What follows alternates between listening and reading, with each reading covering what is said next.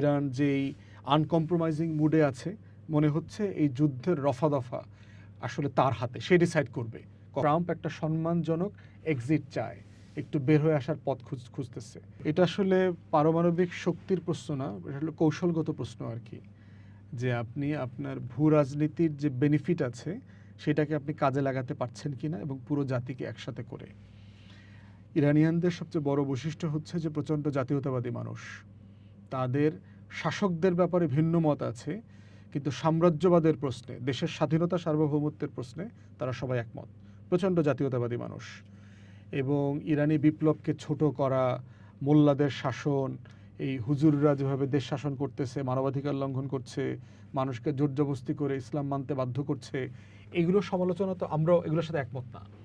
কিন্তু এর মানে এটা না যে আপনি একটা স্বাধীন দেশ অ্যাটাক করবেন, একটা স্বাধীন দেশে আপনি বোমা মারবেন, তার তেল গ্যাস জ্বালানি দখল করে নেবেন। এবং এটা করতে গিয়ে যেটা হয়েছে যে আমেরিকা আসলে নিজেরা কন্টিনিউয়াসলি দুর্বল হয়েছে। যুদ্ধে তো অলরেডি তারা হেরে গেছে, পরাজিত হয়েছে। ইরান অলরেডি যুদ্ধে জিতে গেছে এবং হরমুজ সে দখলে রাখছে এখনও। হরমুজের দখল এখনও ইরানের কাছে।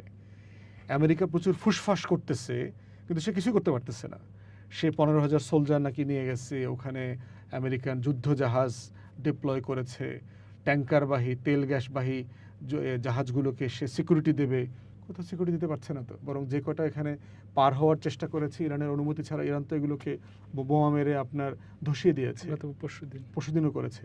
অতএব সেই জায়গায় আমার মনে হয় যে ইরানও নিজেকে আবিষ্কার করেছে নতুন করে এই যুদ্ধে। সেও ধারণা করে নাই যে তার আসলে এত ক্ষমতা আছে। তো এইটা এবং ইসরায়েলের আয়রন ডোমকে ধ্বংস করে দিয়েছে।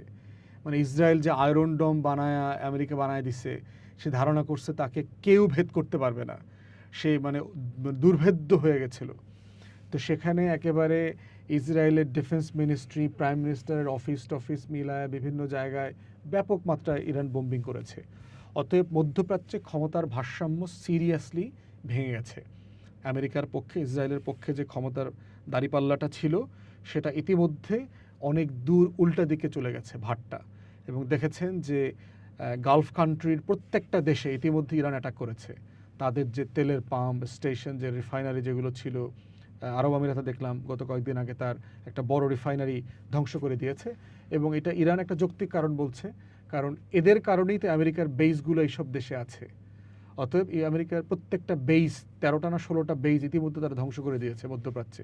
কোনো বেইস নাই এখন আমেরিকার। তাদের টোটাল রাডার সিস্টেম ধ্বংস করে দিয়েছে, তারা যুদ্ধ করতে পারতেছে না।